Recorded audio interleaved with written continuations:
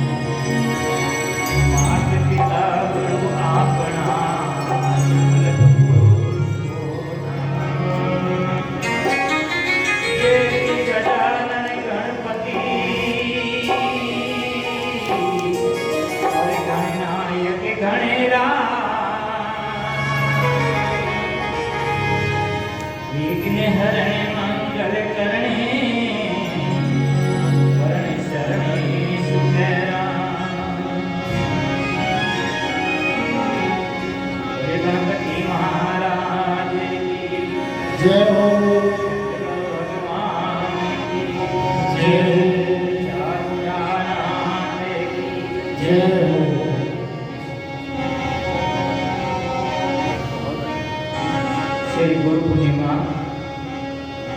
महोत्सव 2022 के इस पूर्व संध्या भजनों को शुभारंभ करने से पूर्व अपन गणपति महाराज की आराधना करते हैं। शास्त्रों के अंदर ऐसी एक विधान है कि कोई भी शुभ कार्य रहे, मंगल कार्य होए, उस शुभ और मंगल कार्य के पालन के अंदर गणपति महाराज की स्तुति, प्रार्थना, आराधना की जाती है। इसके बारे में शिव पुराण के अंदर भगवान शंकर और भगवान श्री हरि ने दोनों ने इस बात को अनुमोदन किया कि हम लोगों की पूजा से पूर्व, माने भगवान शिव है, चाहे विष्णु भगवान है, कोई भी देवों की पूजा है,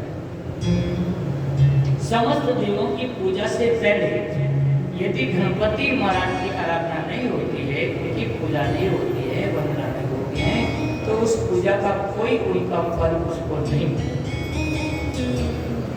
और यदि भगवान श्री हरि ने और भगवान शंकर ने कहा कि यदि हमारी पूजा से पूर्व गणपति महाराज की आराधना हो जाती है तो हमारी पूजा का संपूर्ण फल उनको प्राप्त होता है। इस बात का भगवान शंकर और भगवान श्री हरि ने भी इस बात का अनुमोदन किया। और अपन भी देखते हैं अपने व्यवहारिक प्रसंग के अंदर भी कि कोई भी यज्ञ होता है, पूजन होता है, ब्याह शादी आदि मांगलिक प्रसंग होता है परिवार में, कुटुंब में, समाज में, तो वहाँ पर सबसे पहले गणपति महाराज की, गणेश जी को विनायक जी महाराज का प्रार्थना करते, उनको वहाँ पर विराजमान करते, फिर बाद में पूजा आदि मंगल कार्य शुरू करते हैं। तो अपन भी आज श्री गुरु पूर्णिमा महोत्सव 2022 की इस पूर्व भजन संध्या के बारे में गणपति महाराज की आराधना करते हैं। कोई गणपति महाराज की जय। 3 लोक और 14 भवन में होरी पूजा करियो देवता संग संदारा भारी।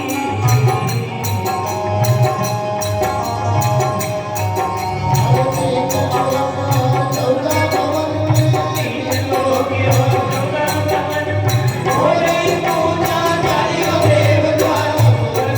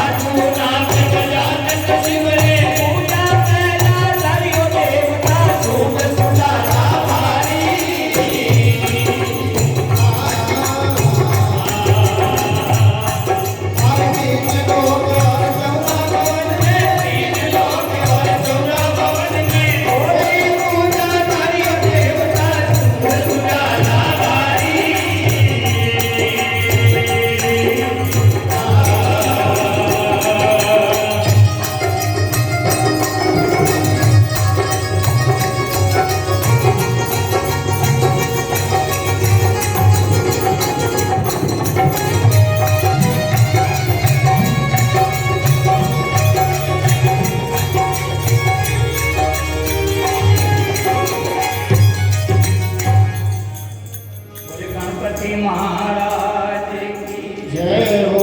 समुंदर गुरु को चेदायूं नवे क्यों हुए निवे पणिया।